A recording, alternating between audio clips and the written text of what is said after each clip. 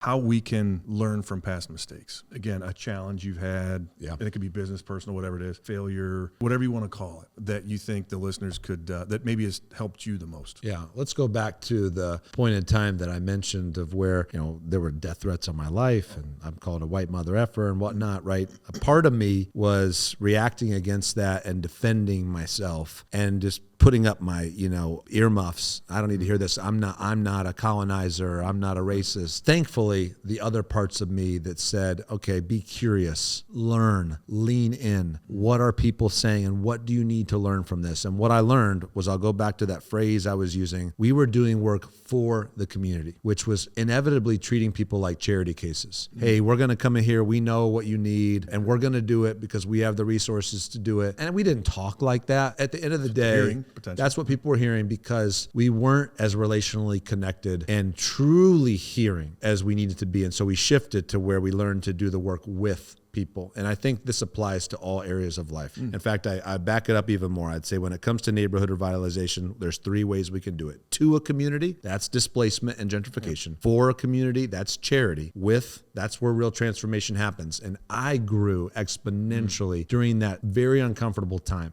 Welcome to The Roll Call, the podcast where we dive into the roles that define us. I'm your host, John Glahn. On each episode, we explore the journeys of people discovering their true roles in life, business, and beyond. Get ready for inspiring conversations about finding purpose and authenticity. Let's roll the roll call. Welcome, everyone.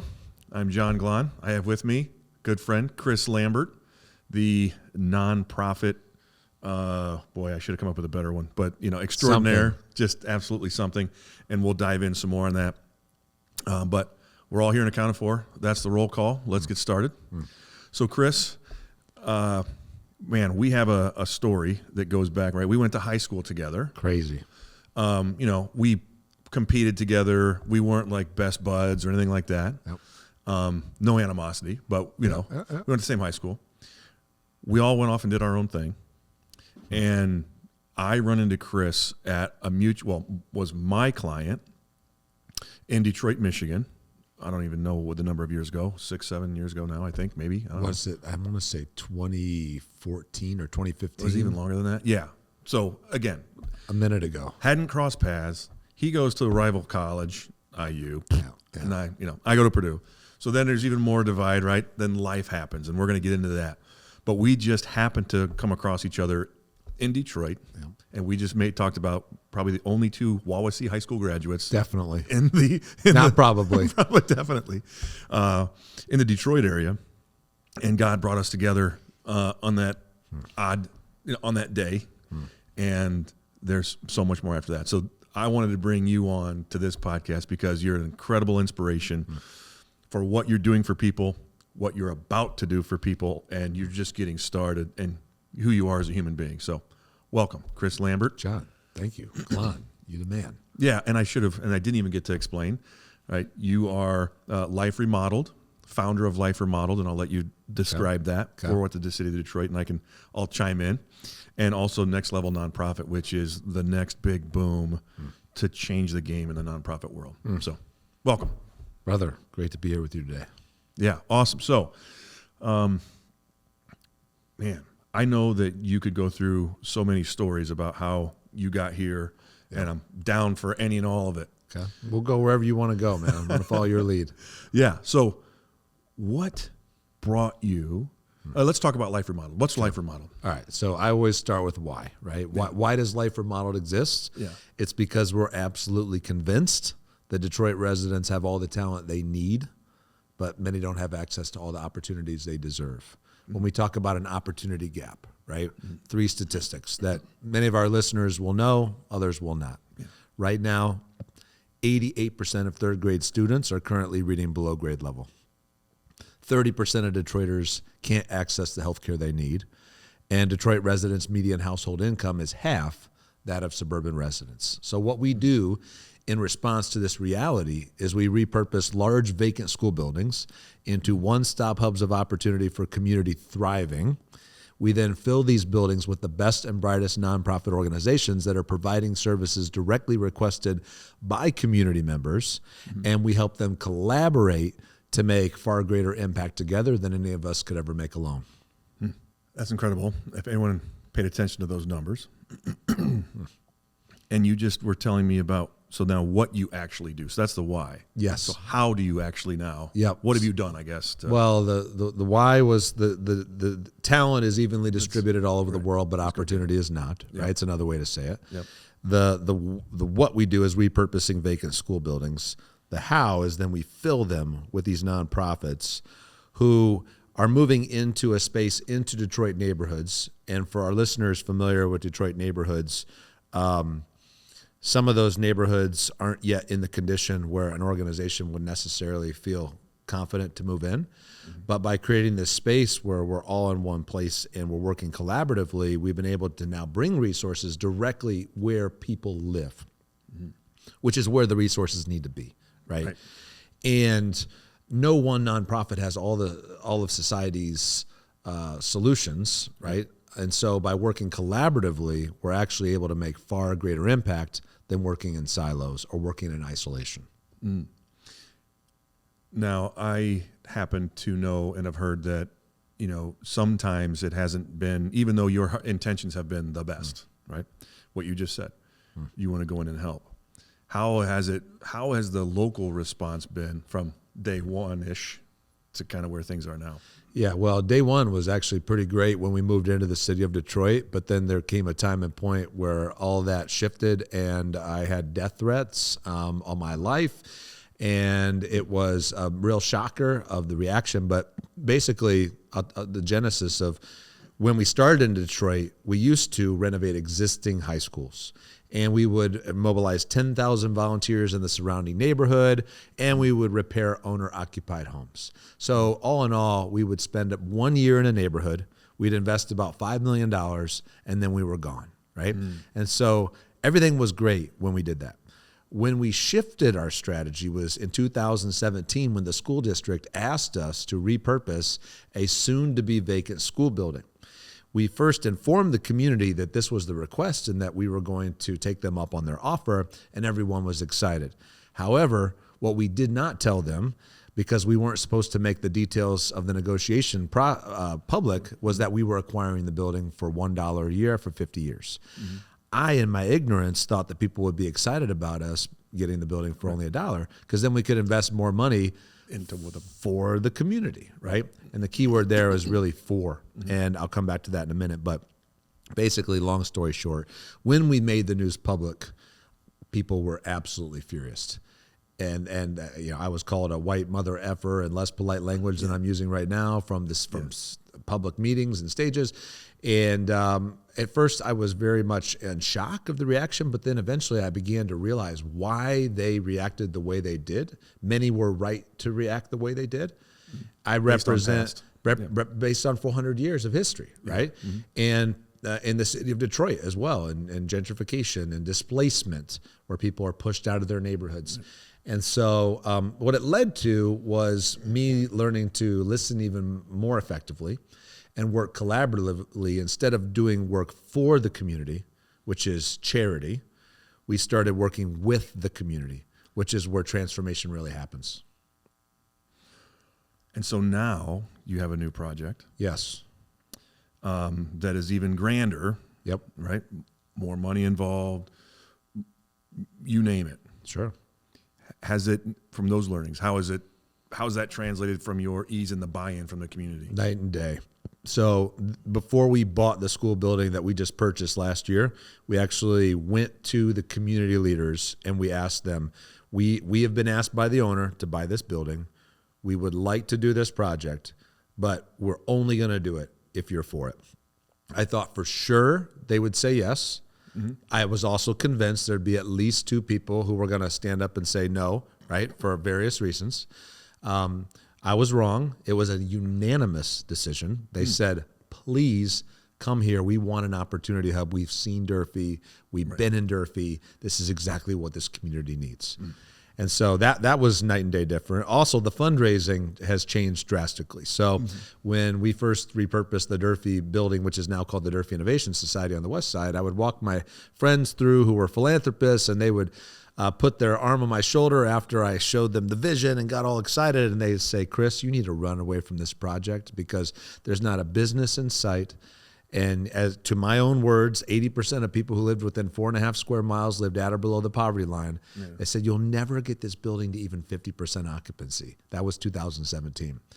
We were at 89% occupancy in March of 2020. You remember something happened then. Yeah. 1 year later, we grew to 100% occupancy during the pandemic. Wow. What happened was, in a time when people didn't want to travel very much, actually the Durfee Innovation Society got put on the map in a whole new way because community members realized we can get access to all the opportunities we need in one place. Wow. And then nonprofits started moving in by the droves. That's fantastic. So, by nature of the name of this podcast, right? I'd like to talk about the roles that we play. Okay. As entrepreneurs and, in life, in community, and you're kind of molding a lot of those, right? The community aspect. And however, and I also have some other friends in nonprofits. Sure. And they have a hard time calling themselves a business. Okay. When and where did you catch and realize, wait a minute, this is a business and I've got to treat it. It's not like, hey, I'm just a nice guy trying to do great things. All right. Well, let me say this. I used to say to nonprofit organizations that I'm going to invite you to become more like businesses. I have since changed my tune because I realized that's not good enough. So, for instance, imagine with me 2 organizations. One's a for-profit, the other's a nonprofit. And for the sake of this analogy, they're both similar in size, in annual revenue, and the staff size, okay?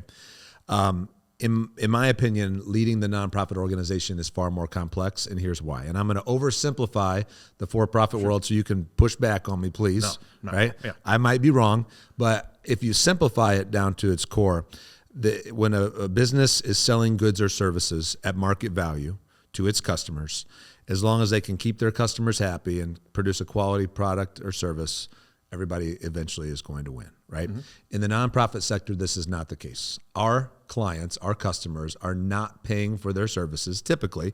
Right. If they are, it's certainly not market value, right? But usually they're not paying at all. And so they have wants, needs, desires, and perspectives. Our donors who are paying for the services have a completely different perspective. Our volunteers, who are in many cases delivering those services, come from a different worldview. Our board members who are governing the organization. And so we have 4 different stakeholders who all have completely different wants, needs, desires, and theories of change. We have 2 bottom lines, absolutely financial acumen, right?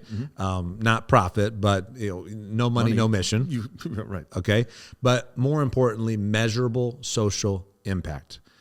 We are not allowed to pay our talent the same amount of financial resources that the for-profit world can pay because many donors look at that as overhead and as if it's bad and if it's evil. So we have to find Mother Teresa's to work for us, and there aren't enough Mother Teresa's in this world. And then to top it all off, the work that we do with people who are experiencing significant suffering and marginalization is often very emotionally taxing. All right, so I want to preface that. Yeah. And then I'm not saying leading Life Remodeled is more difficult than running GM, okay? Right. It's not even close. GM wins that heads and tails. Right. But if you take similarly sized organizations, it's more complex in the nonprofit space. However, in 2014, someone handed me the book Traction by Gino Wickman. Yeah. I read that book. I ate it up. I graduated from that other school in Indiana, the one that's undefeated in football right now. Which one is that, John? They're an undefeated college football team in the Big Ten. Come on, you can say this. Indiana University. Indiana University. Yeah. And anyway, I'm such a Big Ten fan. I was rooting for Purdue to win the basketball championship last year. Appreciate that. I studied business, read Traction, loved it. I said, we're going to do this immediately. My next reaction, though, was someone needs to translate this into the nonprofit sector because there are many nuances and distinctions between the two, as we've already evidenced a little bit, right? And so I searched high and low to find out who had done that. What my research uncovered was no one had done it. So eventually we created a system we now call Next Level Nonprofit because We believe that people who are served by nonprofits deserve the highest levels of excellence we can give. Absolutely. And there's a book by that title. Yes. And the author is Chris Lambert. This guy. This In my guy. spare time, I wrote a book. And thank you, because I would venture a guess, as much as I know that, the small businesses run the majority of the businesses are small businesses. Absolutely. Majority of them don't run on any type of operating system. They just run on grit and hard work, and which is great. Because most of us don't know what we don't know. Don't know what we don't know. Yep. And then that's why I brought up on the nonprofit side, or not for profit side.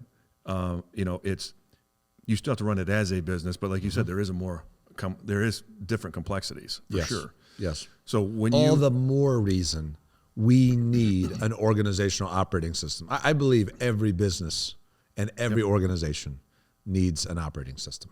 Absolutely. I mean, and you and I both know, if we really play that out, we all have one, whether we know it or not. Typically, we either inherited it or we created it haphazardly as we go. And if we can't describe it instantly, then that tells us a lot about what's really going on. I mean, we're just running blind.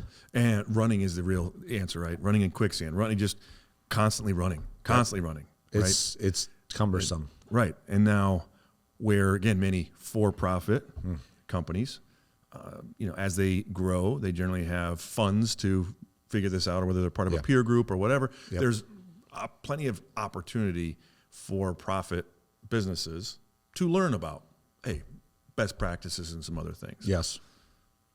I'd imagine it's a little more difficult on the not-for-profit side. Well, I'll also keep it 100 in that many of our leaders in the social sector are incredible humans who did not come from the for-profit sector.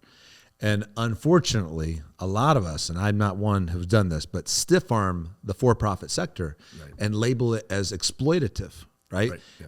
Are there some exploitative companies? Sure, right? Are there some exploitative nonprofits? Yeah. Yes, right? But anyway, they won't read books by Jim Collins and Michael Gerber and Kim Scott and Patrick Lencioni and Gino and or Bloom Growth or whoever, right? They think that it doesn't relate.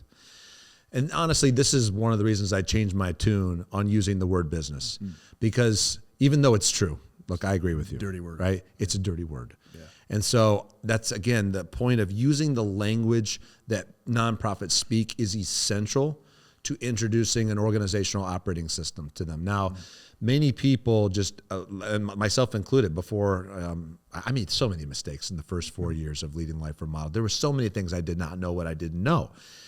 And if someone would have just come to me and said, hey, I've got a system for you, I would have said, okay, dude. Yeah, right. Please. But as soon as I read Traction, the light bulb came on. And that's why I wrote the book, Next Level Nonprofit, because I knew people weren't going to really get this until they see it played out in front of them.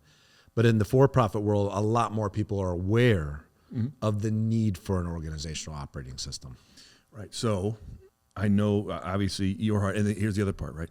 Nonprofit, generally, they're great human beings that are trying to take care of a need somehow, somewhere.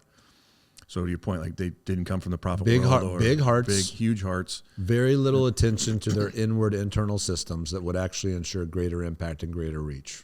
Right. So, much like, I've heard the same thing with doctors and lawyers, right? They're great at what they do. They just don't know business. Yep. Right. So that being said, how do you get, because I know where this is headed with you. You didn't do it so that you could profit, get your name on there on the book and whatever, right? There's a mission and there's a reason you did this. Yep. Yeah, and one of the reasons is financial, but it's the opposite end of the spectrum because, right, a great implementer, you probably are really giving people a great deal. But look, they range from $50,000 to $120,000 a year in my experience, which I'm going to say is worth it.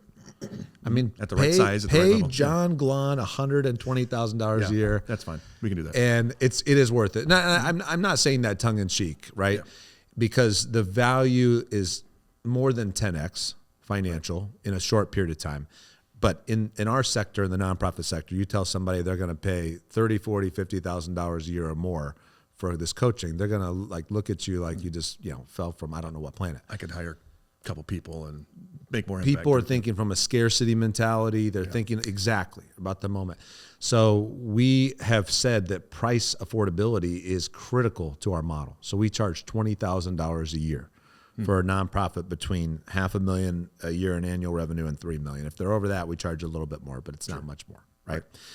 And then that means that we need to convince great coaches or guides or fill in the blank, people who help implement these systems to implement this at this pricing. And what we found is there are many why-driven, passionate people in this world of for-profit operating systems that actually share mutual values for the social sector, and they're using their skills to make a real exponential impact. And that's awesome. Now, to be clear on what you're saying, Yep. you wrote the book because it's a guide that people can self-implement. Yes. So you have tools and things like that. We did not hold back any secret sauce, right? We didn't dangle a carrot and say, well, if you really want the good stuff, hire a coach. No, we were clear. It's all in there. Right. And you're going to go much further, much faster by hiring a coach. And I'm speaking from someone who I was approached by a wonderful EOS implementer in 2014 who was very convincing and said it's only going to be $50,000. And I looked at him like he came from another planet. It was very nice, but I said, that's wonderful, right? Never called him back. Yeah. And I said, I went to Indiana University. I studied business. We can figure this out. We self-implemented. We did grow significantly. Yes, right. But in 2019, we were able to get an incredible implementer named Tip Quilter. I don't know if you ever met Tip. Mm-hmm. This dude's amazing, right? We grew so much further, so much faster, that my biggest regret was, why did I not try to find a way to hire him earlier? And I would, if had I known what I knew then, I would have found a way to raise the money. Yeah. And now, you and I, we don't need to preach that to each other. Right. You get it. Yeah. But you also know how difficult that is. Right. For someone on the other side of that who was me before. Right. Because, again, ick, if you know, you know. Yeah. It's easy for anyone on the other side of like, yeah, dude, you got to go do it. Yeah. But it's hard to see the tangible results in something that is, can be considered nebulous, right? Yep. Especially for a nonprofit leader. So one of the things that Next Level Nonprofit is going to do, sure, $20,000 is cheap, but most nonprofits don't have a $20,000 pile of cash that was not yet already allocated in their budget in advance. So we're going to start eventually fundraising all across the United States to find donors who want to see their money make more impact and carve out, pay for $15,000 out of the $20,000. And eventually we're actually going to go to businesses and entrepreneurs in particular who are running on operating systems. And one of the questions I'm going to ask them is, hey, who handed you the book Traction and how did it change your life, right? Or whatever the latest book is, the Pinnacle book or the Bloom Growth or you name it, right? And okay, tell me about the nonprofits that you love. Oh, how many of them are operating on an operating system? And then you're going to get a, deer in the headlights look, because no one is. Right. And then I'm going to ask them, what difference do you think it would make with the donation you give if they were to run on an operating system? And anyone who's ever run on one that they understand can answer that question immediately, right? And so we're going to eventually be helping the nonprofits that we're coaching even access that at an even easier rate. Well, that's fantastic. And really the thought, because it's just like so many business principles, so many things of, if I were to give the $20,000 to help you. I would tell you, do not give 20. I would say give 15. So now that you're offering, right? and I would say I would also say do not give it to Next Level Nonprofit. I would say give it to the nonprofit that you want this coaching because, one, they need to have skin in the game financially. Yeah. Two, they need to get used to paying that money to their coach, right? And they need to see this as not a 1-year quick remedy fix. Right. The foundations that are built in a year are unbelievable, right? Right. But the work that we're doing, both of us and our organizations, we will bring tremendous benefit by walking alongside organizations into perpetuity as they elevate. Absolutely. absolutely. And so that's where I was headed with it was, yes, I could still give that 15 directly to that nonprofit just because. Yes. Or if it's a purpose, what could they actually do? It's a multiplier effect by doing it in that aspect. Exponential. Right? So it's not, we're going to do 15,000 so that you could install those chairs that you were talking about from the Fox, right? Yes. Yeah, that's great. You do need to actually do that. Yes, we do. But if if we invest in them in the long term, yes, that is a hell of a message. If I ask 100 nonprofits anywhere I go, what is your biggest challenge? 99 are going to tell me they need more money. Okay. Mm-hmm. Do I disagree with that? No. Do I want them to have more money? Yes. Yeah. Right. But the difference that Life Remodeled is making with the resources we have now compared to the difference we were making before we had an operating system, it's night and day. Now, I'm grateful people believed in us enough to support us at that point. Yeah. But the people who support us now, they're seeing tangible impact, measurable results that we can regularly deliver. Right. And many philanthropists are becoming more aware of this concept that teams need to have the right people in the right seats. Mm-hmm. It's the foundation of everything, right? They need to have a strategic plan that they actually know what's in it, and they are going to operationalize it in a way that it gets done. Mm-hmm. And in our sector, most people have a strategic plan. Most of them have plans that are 10 pages more or more. They have no idea what's in them. They're doing a great job sitting on the shelf, and when a donor comes over, we pull it off and we say, "Look, we have a plan." Yeah. Right? But so much of it is filled with just fluffy statements, aspirational goals, which I can't stand. Mm-hmm. That's a whole nother conversation. Mm-hmm. And there's no accountabilities listed there, no very clear measurables. And so anyway, as you and I are both big believers in distilling your strategic plan down to, I don't know, do you do 2 pages or we do 2 pages? One. You're even better. Yeah. See, so even better. Yeah. So we do 2. We're not quite as sophisticated yet. Yeah. But to the point where then everyone in the entire team knows where we're going, how we're going to get there, and then we break it down into those bite-sized quarterly priorities so that everyone understands how their role is leading to achieving this incredible strategic plan. Right. So what's a little different? What is it that's different that has the nonprofit in mind? Sure. So obviously the word profit is at the center of every business strategic plan, as mm-hmm. it should be. Mm-hmm. And as we talked about, we need to have financial success, mm-hmm. no money, no mission, mm-hmm. but profit is not a driver for any of us. Right. No one is driving for equity financially in the organization, not even a board member. If those listening don't understand that, board members don't get paid in nonprofits, right? And so we're all in this for impact, for measurable social impact. And that's at the core, right? And then the language itself that we use, there's a number of distinctions. So in Next Level Nonprofit, one of the things we got rid of is the word mission. Here's why. Because I've done this exercise with people. I've been in a room with 10 or more people, and I said, I want you to write down not what your mission statement is. I want you to write down the definition of what a mission statement is. And every time I've done this exercise, no matter how many people are in that room, as many people as there are, that is how many definitions I get back. Right. So there's lack of clarity around what is a mission statement in the academic world, because everybody's got to carve out their niche, right? Well, I think a mission is this. Cool. And I'm not against the word mission, but here's what we say.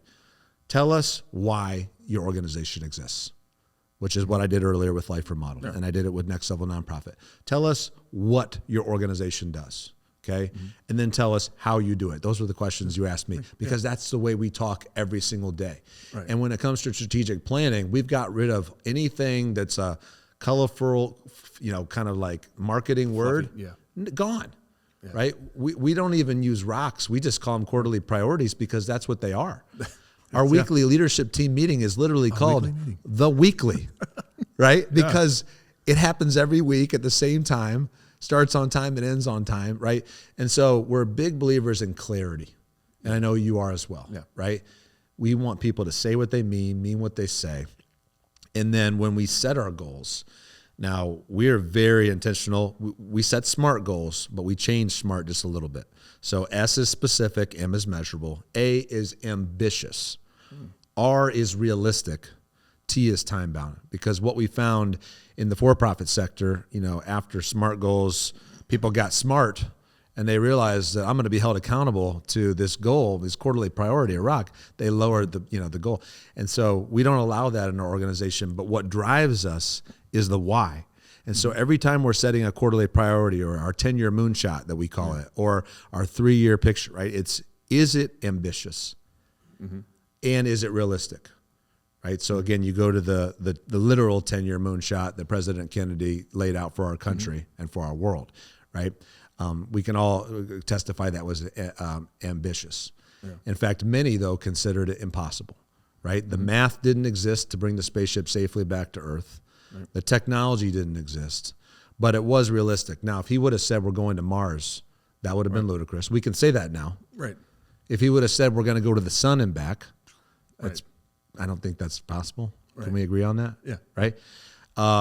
And so that's the kind of goal setting that we do. But because we're in the social sector, one of the things that nonprofits are typically better than for-profits at, and this is starting to change, right? Good, which is good, is we know our why really clearly. We know our purpose. Yeah. People walk through that door.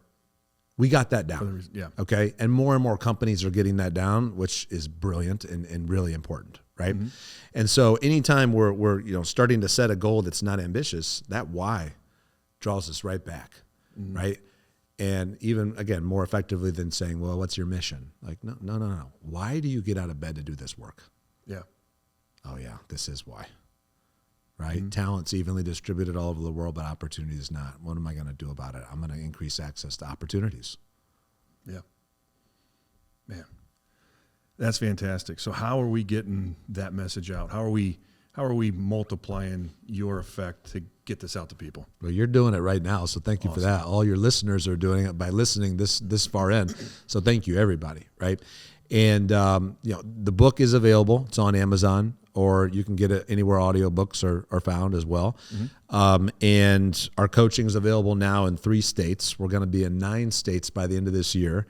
And our 10-year moonshot for Next Level Nonprofit is to coach 2,500 nonprofit organizations by the year 2033. And so we're looking for business leaders out there who say either I want to support a nonprofit to go through this, or I want to become a coach, or I want to just give this book to the nonprofit that I know or I love. Wow.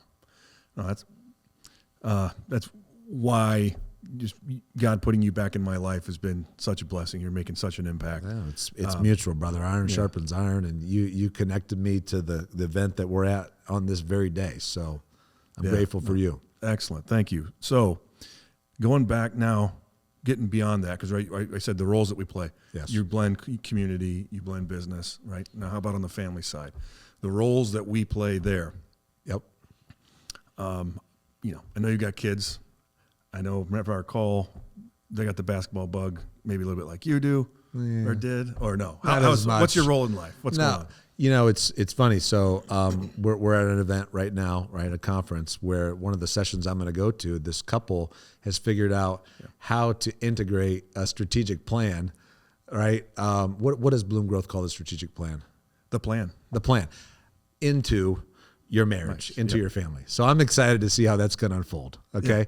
Yeah. Because honestly, there's times I'm a husband, I'm a father. My boys are 15 and 12. My wife and I have been married for 20 years. It'll be 21 years this May. And I'm 44 years old. Right. And one of the things I'm doing is looking back and saying, how have I not been as intentional about our family as I have been on the organization? And so we started looking 10 years out now, my wife and I, and literally just writing on a page how old we're going to be 10 years from now was like, boom, whoa, 54, right? Yeah. And how old each kid's going to be, right? 25 for our 15-year-old, 22.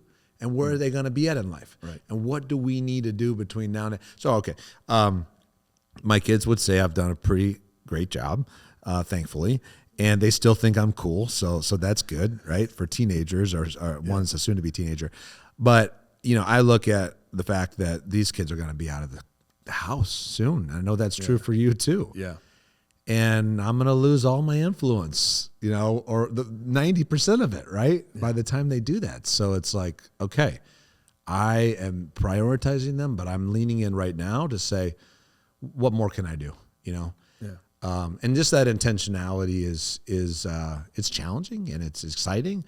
And thankfully my wife are on the same page on wanting to do that. So we'll see where it leads. Wow, that's fantastic. Have you pulled them into the business? Not yet. No. We're going to. Yeah. Right. So we just started 10 years, 3 year, 1 year. And what we found is that actually, my wife and I weren't on the same page at first, where it's like, I'm a visionary. So I come in like, let's do 10 years. This is going to be great. And my wife is more of an integrator, right? She's more of thinking about the day to day, right? Mm-hmm. And she's like, well, Chris, you're always thinking about vision. So I said, well, how about we back it down to 1 year? What do we want our lives to look like a year from now? We did that. And then that led to the 3 year, that led to the 10 year. And we got to this place where we were both like, this is actually pretty exciting. Yeah. Now let's get some time carved out to bring the kids in and see, without telling them what we've written down, what are they visioning? Yeah. Right. That's cool. And then let's learn from them and let's see where we're supposed to go, and how we're supposed to get there. Oh, that's great.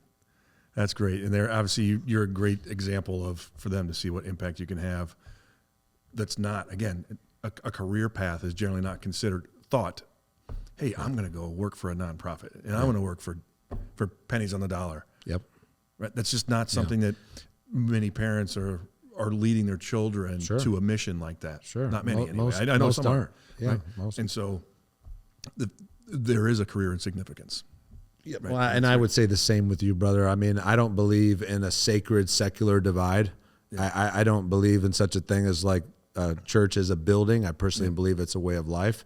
Yeah. And I don't believe in secular jobs and sacred jobs. And those words may be not even common for most of us. But basically, I believe everything is spiritual.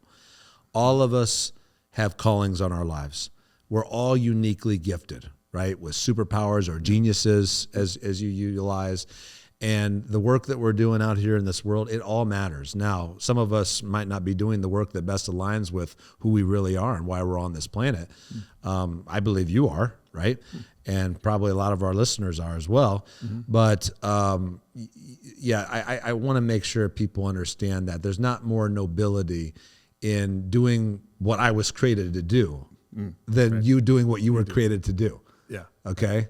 Yeah. And that's important because sometimes we can carry this shame and guilt with us. Oh, I'm not doing enough. Like, honestly, we couldn't do the work that we do without the work that you're doing.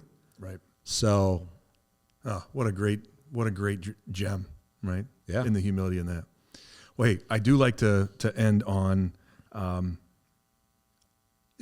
how we can learn from past mistakes, right? So thinking of, again, a challenge you've had, and it could be business, personal, whatever it is, failure, mistake, whatever you want to call it, that you think the listeners could, that maybe has helped you the most. Yeah. Let's go back to the point in time that I mentioned of where, there were death threats on my life and I'm called a white mother effer and whatnot, right? A part of me was reacting against that and defending myself and just putting up my, earmuffs. I don't need to hear this. I'm not a colonizer. I'm not a racist. I'm not right?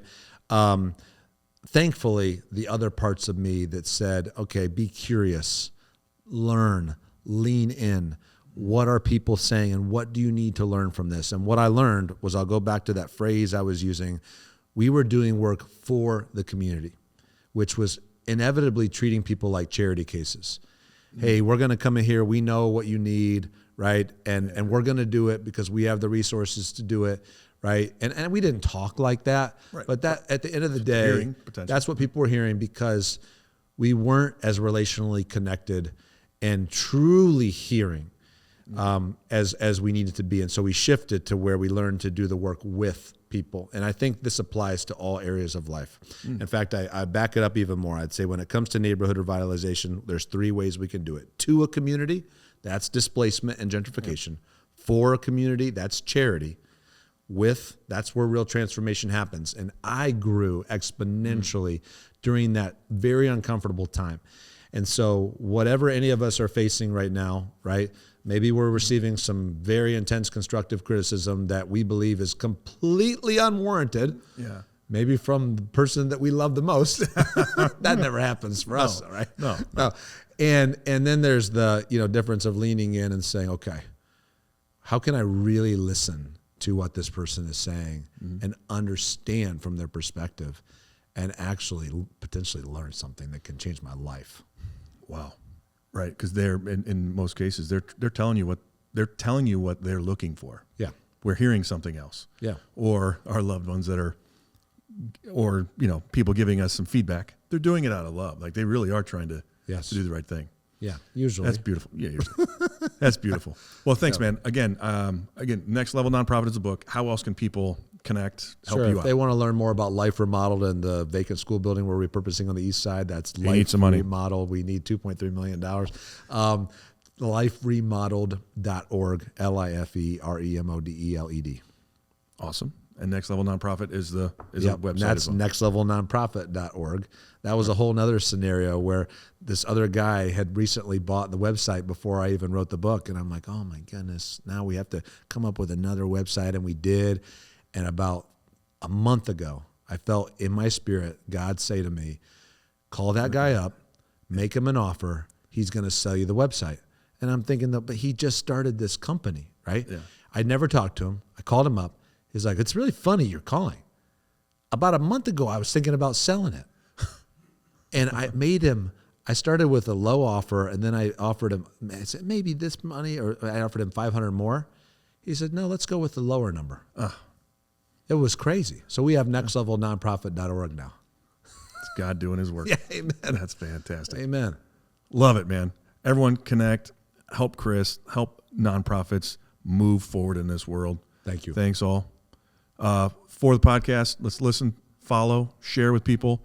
And you know what? That's a wrap, man. All right. Thanks. Good stuff. Thank you, brother. Thanks for tuning in to The Roll Call with John Glahn. If you enjoyed today's episode, be sure to subscribe for more insightful conversations. Remember, discovering your true role in life is a journey worth exploring each and every day. Until next time, keep defining your path and living your authentic self. This is John Glahn signing off.